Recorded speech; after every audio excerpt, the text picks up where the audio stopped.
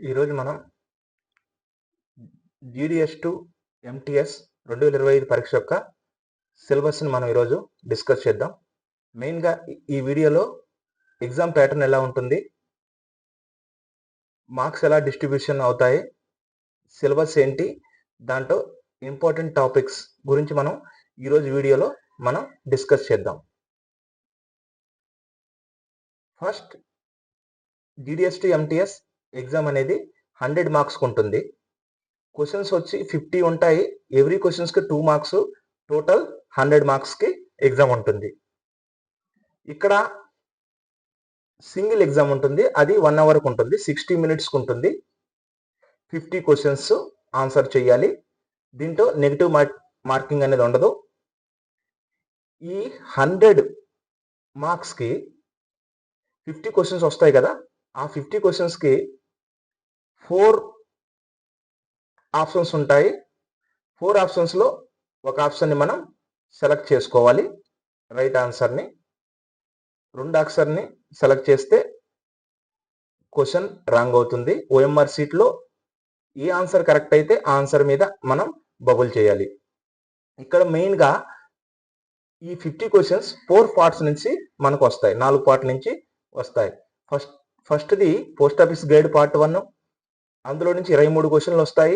ఒక్కొక్క క్వశ్చన్కి 2 మార్కులు, టోటల్ 46 మార్కులకి.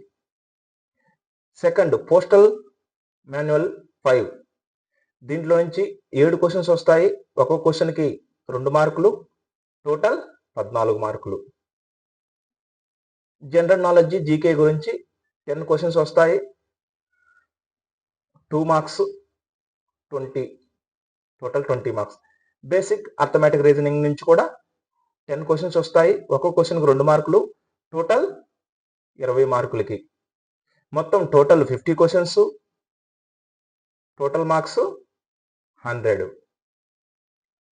ఇప్పుడు సిలబస్ గురించి డీటెయిల్స్గా తెలుసుకుందాం. ముందు వీడియోలో చెప్పినట్టుగా పోస్ట్ ఆఫీస్ గైడ్ పార్ట్లో ఒక 10 టాపిక్స్ ఉంటాయి. ఆ టాపిక్స్లో మెయిన్ ఆర్గనైజేషన్ ఆఫ్ డిపార్ట్మెంట్ ఎలా ఉంటుంది. లైక్ ఫస్ట్ డీజీ ఉంటాడు,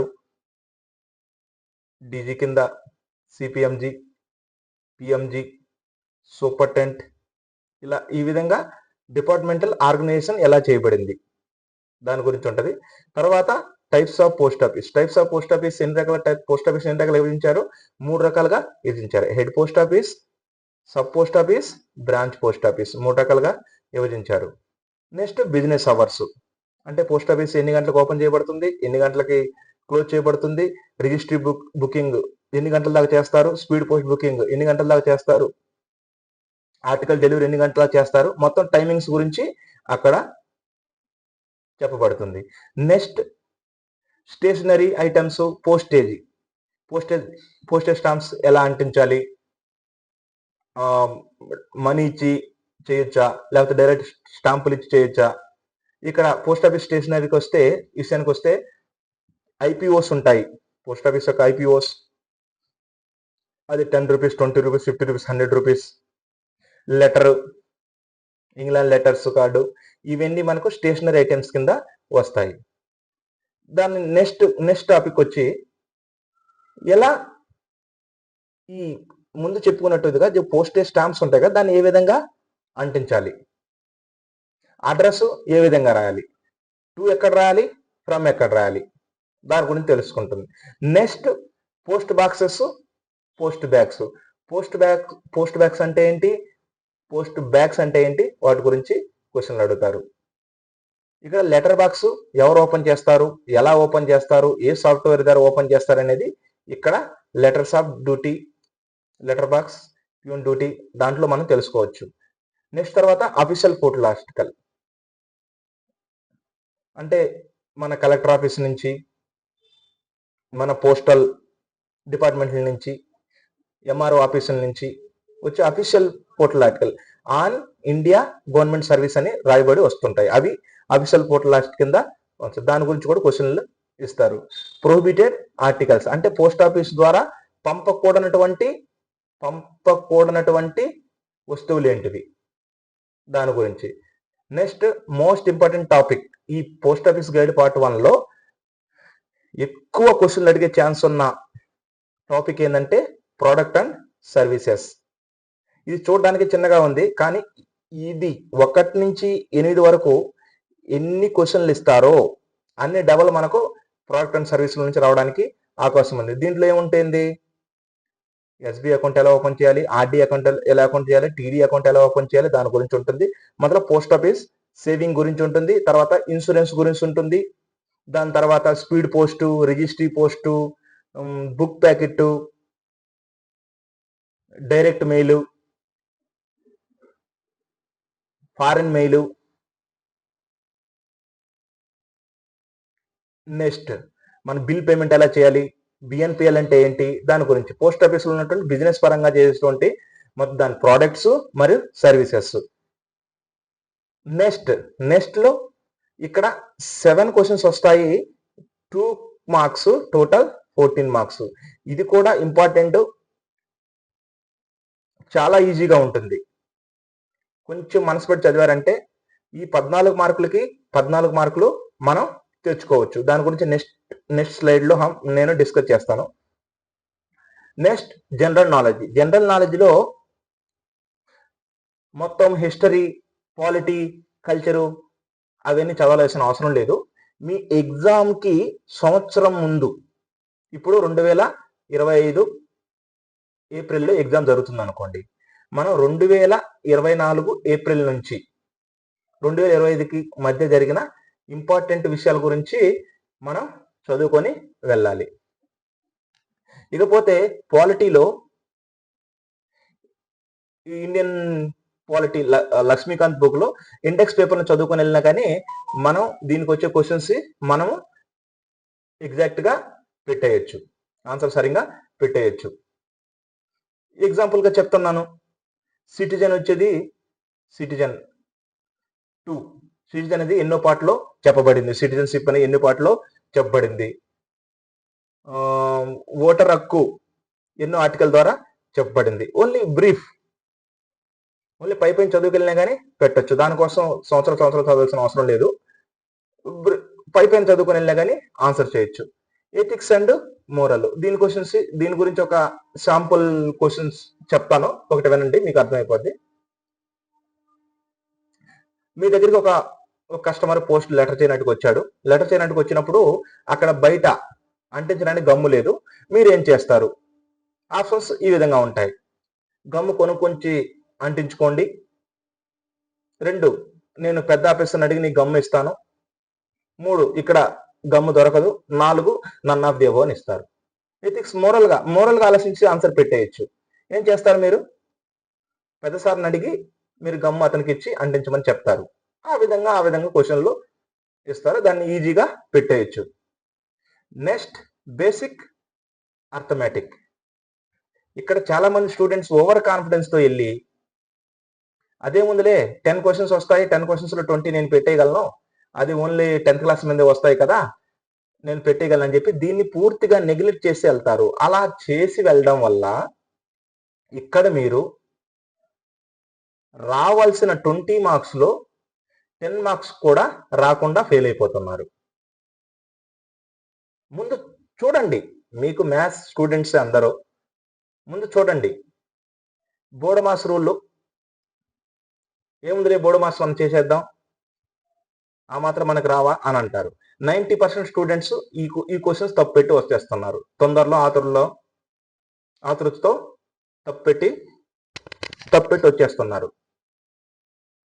ఒకసారి 2 సార్లు ప్రాక్టీస్ చేసి వెళ్ళండి.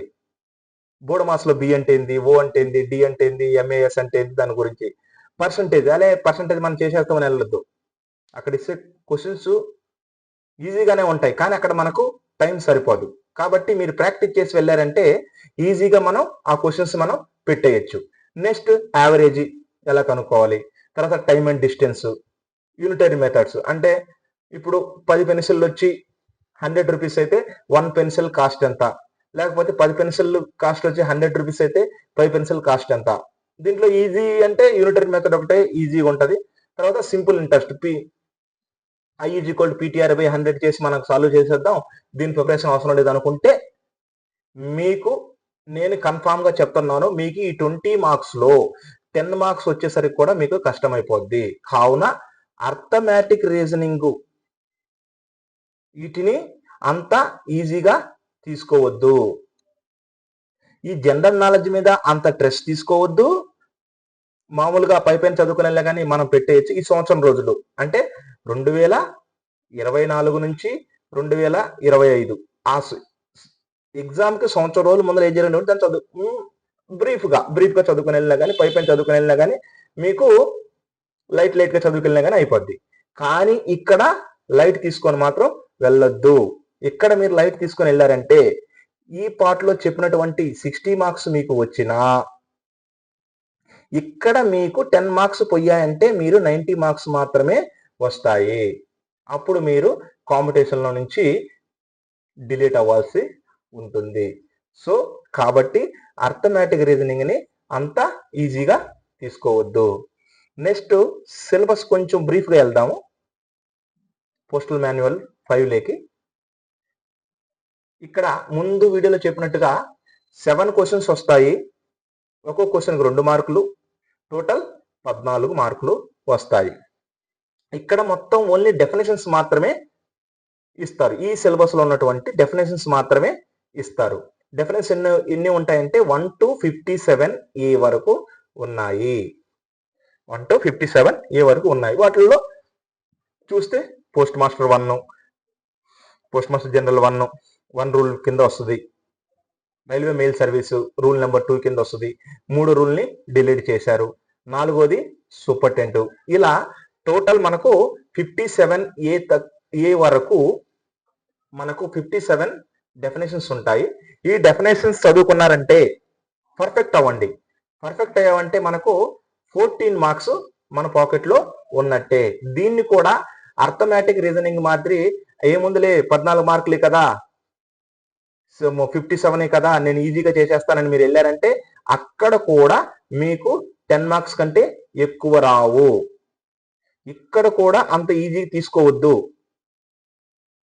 ఉండే 57 రూల్సే. 57 రూల్స్ ని ఏ విధంగా అయినా అడగొచ్చు. అంటే 57 లైన్స్ ఉంటాయి. 57 ని మీరు ఏ విధంగా అడిగినా మీరు పెట్టేటట్టు ఉండాలి, ఆన్సర్ పెట్టేటట్టు ఉండాలి.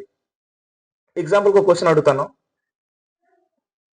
పోస్టల్ మాన్యువల్ 5 ప్రకారము సూపర్టెంట్ అనే అతను ఎన్నో రూల్ కింద వస్తాడు? మీరు 1 2 3 4 5 6 7 ఇలా మీరు చేసిన మైండ్ లో 1 కావచ్చు, 2 కావచ్చు, 3 కావచ్చు, 4 కావచ్చు, అలా తప్పు పెట్టే ఆస్కారం ఉంది. Minimum 10 rules చదువుకునాలండి. 10 రూల్స్ చదువుకునే కానీ సూపర్టెంట్ 4 అని పెట్టారంటే 2 మార్క్స్ 1 లైన్ లో ఆన్సర్ అయిపోద్ది. మీకు 2 మార్క్స్ మీకు వచ్చేస్తాయి. ఇక్కడ చిన్న ఎగ్జాంపుల్ కింద చెప్పాను. పోస్ట్ మాస్టర్ జనరల్ అంటే ఏంది? పోస్ట్ మాస్టర్ జనరల్ ఎక్కడ ఉంటాడు? పోస్ట్ మాస్టర్ జనరల్ డివిజన్ లో ఉంటాడు. డివిజన్ లో ఉంటే పోస్ట్ మాస్టర్ జనరల్ అంటారు. సర్కిల్లో ఉంటే చీఫ్ పోస్ట్ మాస్టర్ జనరల్ అంటారు. వీళ్ళనే కాకుండా డిపిఎస్ సర్వీసుల్లో ఉన్న వాళ్ళని, డిపిఎస్ అంటే ఏంటి? Director of postal services, director of postal services, లేకపోతే ఎవరైతే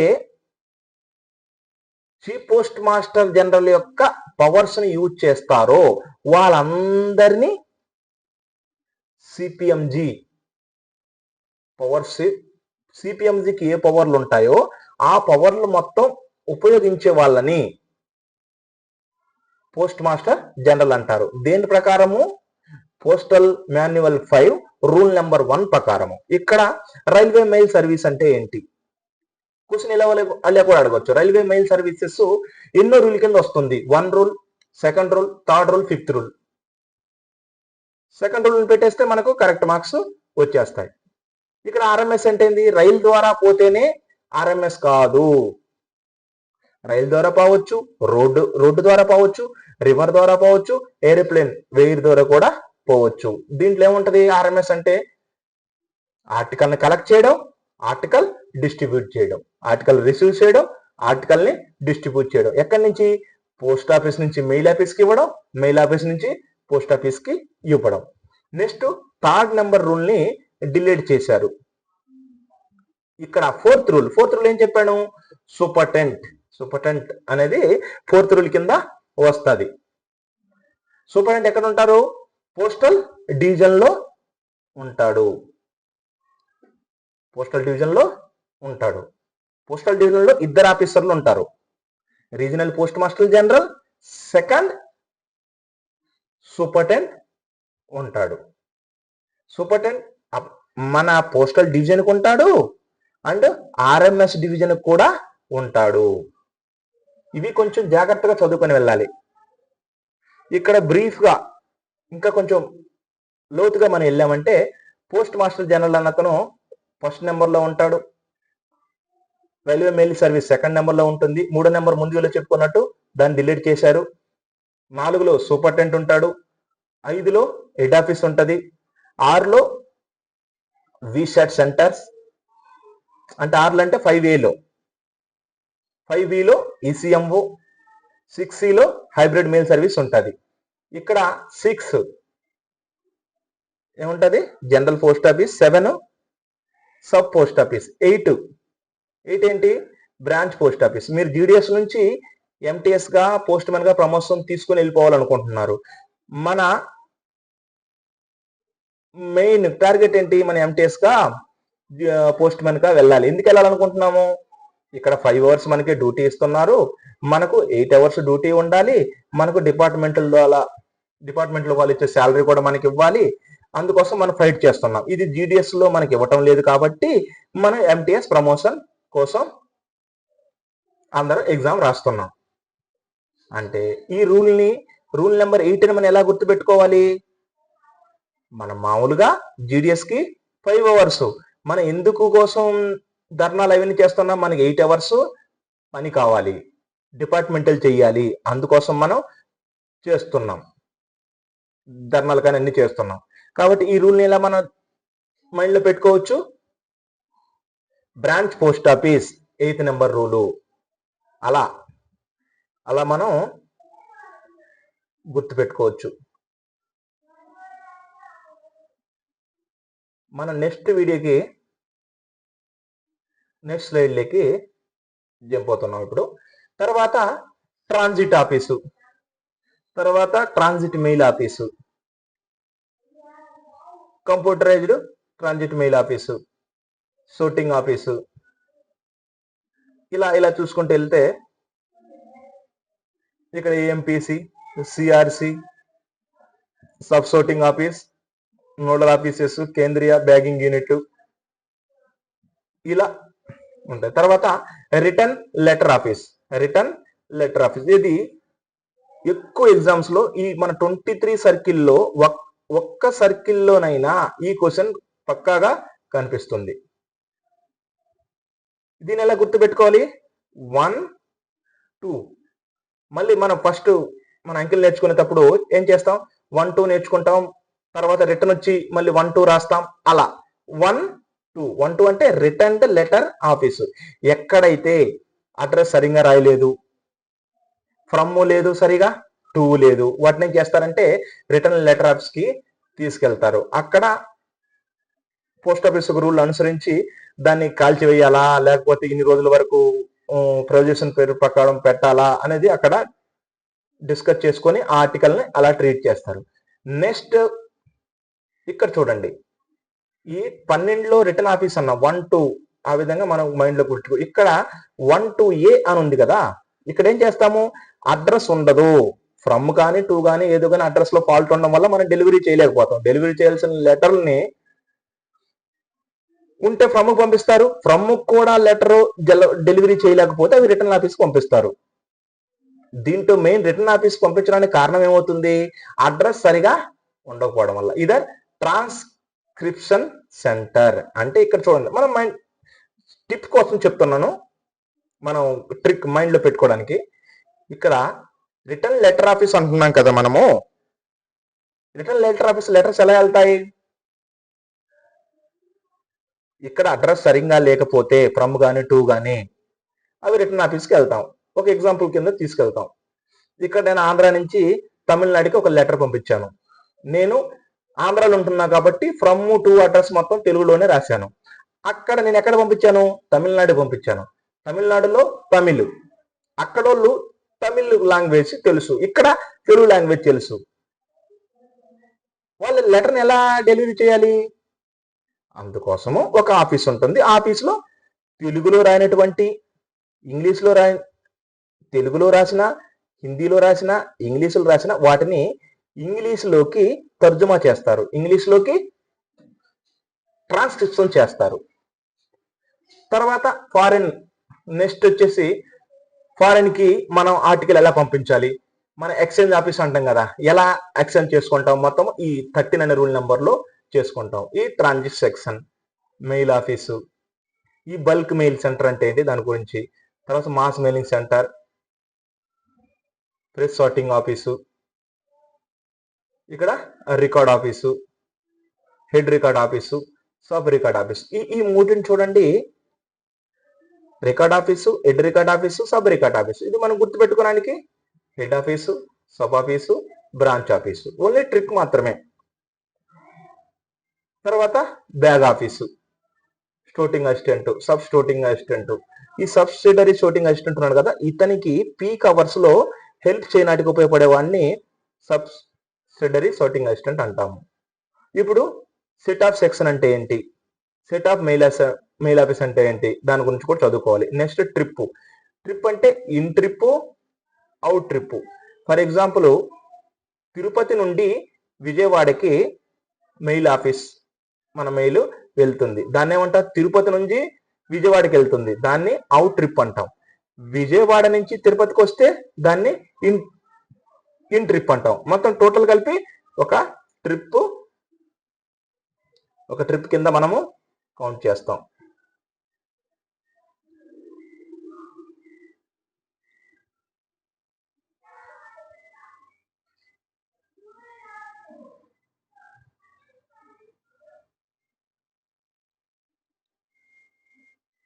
ఇక్కడ నెక్స్ట్ వచ్చేసి 38ని కూడా డిలీట్ చేశారు.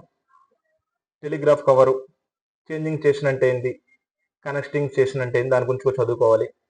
ఇక్కడ ఓవర్ టైం డ్యూటీ అంటే మన డిఏ, ఎలాగో మనం టీఏ కావాలంటాం కదా, నేను ఓవర్ టైం చేశాను, ఓవర్ టైం అని అంటే ఇప్పుడు మామూలుగా 8 అవర్స్, కానీ 8 అవర్స్కి ఆ ట్రైన్ విజయవాడ నుంచి తిరుపతికి వెళ్ళలేదు, వాళ్ళు ఒక 3 గంటలు కానీ 2 గంటలు కానీ ఎక్స్ట్రా డ్యూటీ చేస్తున్నారు. ఇది సెట్ లేకపోతే సెక్షన్లో చేసే వాళ్ళకి. రెస్ట్ హౌస్, ఇప్పుడు నువ్వు తిరుపతి నుంచి విజయవాడకి వెళ్ళావు, మళ్ళీ అదే రోజు నువ్వు రిటర్న్ కాలేవు కాబట్టి ఇక్కడ రెస్ట్ తీసుకోవడానికి నీకు ఆర్ఎంఎస్ ద్వారా ప్రొవైడ్ చేయనటువంటి ఒక రూమ్ నీకు ప్రొవైడ్ చేస్తారు, అక్కడ నువ్వు రెస్ట్ తీసుకోవచ్చు. రిటర్న్ మళ్ళీ రేపు వస్తాను, ఈ రోజు రిటర్న్ రావు, నిన్న వెళ్ళిన వాళ్ళు ఈ రోజు వస్తారు. తర్వాత 44 కూడా డిలీట్ చేశారు. తర్వాత 44A చూడండి, కేజ్ టీవీ అంటే కేజ్, మనం ఒక పావురాన్ని కానీ చిలకని కానీ మన కేజీలో పెట్టామని అంటాం కదా, ఆ విధంగానే ఈ ట్రాన్సిట్ బ్యాగ్ని, టీవీ అంటే ట్రాన్సిట్ బ్యాగ్ అనుకుందాం, ఈ కేజ్లో పెట్టేస్తాం. ఎందుకు పెడతాము? ఇప్పుడు తిరుపతి నుంచి విజయవాడకి నువ్వు బ్యాగ్ పంపిస్తున్నావు, మధ్యలో గూడూరు, నెల్లూరు, ఒంగోలు, చీరాల, తెనాలి ఎన్ని స్టేషన్లో వస్తుంటాయి. ఇది కేస్ టీవీలో ఎందుకు పెడతామంటే తిరుపతి నుంచి డైరెక్ట్ విజయవాడ వెళ్ళొద్దు, డైరెక్ట్ అంటే మధ్యలో మనం ఎక్కడ దింపాల్సిన అవసరం లేదా, ఏం లేదు, డైరెక్ట్ తిరుపతి నుంచి లాస్ట్ అంటే ఎక్కడ ఇన్ని నుంచి అవుట్కి డైరెక్ట్ వెళ్తుందో. ఇప్పుడు ఎగ్జాంపుల్గా తీసుకున్నాం, నేను ఏ బ్యాగ్ని తిరుపతిలో ఎక్కించాను, అది మన గేట్లోనే పెట్టేశామంటే ప్రతిసారి దాన్ని సర్దుకుంటూ ఉండాలి, అప్పుడు టైం వేస్ట్ అయిపోద్ది. కాబట్టి దీని ఏం చేస్తానంటే లాస్ట్లో ఒక కేజీ, అంటే మనం నెక్స్ట్ అంటాం కదా, పావురాన్ని చిలకలు పెట్టినట్టు ఒక కేజీలో పెట్టేసి దాన్ని తీసేసి సీల్డ్ కవర్లో మనం ఎక్కడికైతే పంపించాలో, ఎక్కడ పంపిస్తున్నాము, విజయవాడ పంపిస్తున్నాం, విజయవాడలో దానికి కీని మనం సీల్డ్ కవర్లో పంపించి మనకి అక్కడ విజయవాడ పంపిస్తాం. విజయవాడలో ఉన్నటువంటి అసిస్టెంట్ ఆ కీ తీసుకొని సరిగ్గా ఉందా లేదా చెక్ చేసుకొని ఆ కేజీ నుంచి టీవీ తీసుకెళ్తాడు. నెక్స్ట్ ప్రెస్ స్టోటింగ్ ఆఫీసు, ఏ ఆర్డర్స్, బి ఆర్డర్స్. ఏ సూపరింటెండెంట్ అనే అతను ఇస్తాడు, ఆర్ఎంఎస్ సంబంధించినటువంటిది. తర్వాత 48 డిలీట్ చేశారు. తర్వాత వర్క్ పేపర్ అంటే ఏంటి దాని గురించి తెలుసుకోవాలి బ్రీఫ్గా. నేను నెక్స్ట్ వీడియోస్లో ఒక్కొక్క రూల్ గురించి ఎక్స్ప్లెయిన్ చేస్తాను. ఇక్కడ 51, 52, 53 అనే వాటిని కూడా డిలీట్ చేశారు. 52లో due mail, sorting mail, due mails, unusual mails. 54లో ఫేసింగ్. ఫేస్ అంటే ఏం లేదండి, ఇప్పుడు ఒక స్పీడ్ పోస్ట్ మన దగ్గర ఉంది. అడ్రస్ అంటే టు అడ్రస్ మనకు పైకి వచ్చే విధంగా, మనకు కనపడే విధంగా దాన్ని పెట్టడాన్ని ఫేస్ అంటాం. ఇప్పుడు పోస్ట్ మ్యాన్ బీట్కి వెళ్తున్నాడు, అవన్నీ అడ్రస్ పైకి వచ్చే విధంగా, అడ్రస్ పైకి వచ్చే విధంగా పెట్టడాన్ని మనం ఫేసింగ్ అంటాము. ఇక్కడ బీట్ అంటే చూడండి, బీట్ అంటే ఆర్ఎంఎస్ లో ప్రకారము ఈ ఆర్ఎంఎస్ తిరుపతి నుంచి బెజవాడకి వెళ్తుంది, ఇది బీటు. ఈ పోస్ట్ ఆఫీస్ ప్రకారం ఈ పోస్ట్ మ్యాన్ 1 అతను ఈ బీట్ 1 ఈ పరిధిలో పనిచేస్తాడు అని తెలుపుతుంది. బీట్ అంటే ఏరియా, ఈ ఏరియా నుంచి ఈ ఏరియా వరకు ఈ పోస్ట్ మ్యాన్ పనిచేస్తాడు, ఈ ఏరియా నుంచి ఈ ఏరియా వరకు ఫోన్ చేస్తాడు. ఇక్కడ హెచ్ఓలలో చూడండి, beat 1 post man, beat 2 post man ఇలా ఉంటాయి కదా. బీట్ 1 పోస్ట్ మ్యాన్ అంటే ఆ బీట్ 1 పరిధిలో ఉన్నటువంటి వాటికే పోస్ట్ మ్యాన్ లెటర్స్ డెలివరీ చేస్తాడు. తర్వాత క్యాంప్ కరస్పాండెంట్స్ అంటే మన హైయర్ ఆఫీసర్స్ కానీ, తర్వాత మన పిఎం, ఇలా ఎవరైనా హైయర్ ఆఫీసర్స్ క్యాంపులో ఉన్నప్పుడు వాళ్ళకి ఎలా లెటర్స్ అందించాలి దాని గురించి ఉంటుంది. ఇక్కడ late letters, too late letters. ఇప్పుడు టైం తీసుకుందాం, ఒక 4కి పోస్ట్ ఆఫీసు బంద్ అవుతుంది అనుకుందాం. నువ్వు 4:10కి వచ్చావు, ఆల్రెడీ నువ్వు లేట్గా లెటర్ని పోస్ట్ చేస్తున్నావు. ఇప్పుడు నువ్వేం చేస్తావంటే ఈ 10 నిమిషాలు లేట్గా వచ్చావు కదా, కానీ ఆ లెటర్ను వడ్డించి పంపించాలి. అప్పుడు ఏం చేస్తావంటే కొంచెం లేట్ ఫీ ఉంటుంది అనమాట. పోస్ట్ ఆఫీస్ కొంచెం లేట్ ఫీ. ఒక ఎగ్జాంపుల్కి తీసుకుందాం, నీకు లెటర్ పంపించడానికి 42 అవుద్ది, స్పీడ్ పోస్ట్ పంపించడానికి. ఒక లేట్ ఫీ ఒక 5 రూపీస్ ఎక్స్ట్రా ఇచ్చి నువ్వు 47కి లెటర్ బుక్ చేసి వెళ్ళిపోయావు. ఈ 47కి లెటర్ బుక్ చేసిన తర్వాత అది లెటర్ లేట్ చేయకుండా ముందు 4 గంటలకు ముందు బుక్ చేసిన ఆర్టికల్ మాదిరే నీ లెటర్ను కూడా పంపిస్తారు.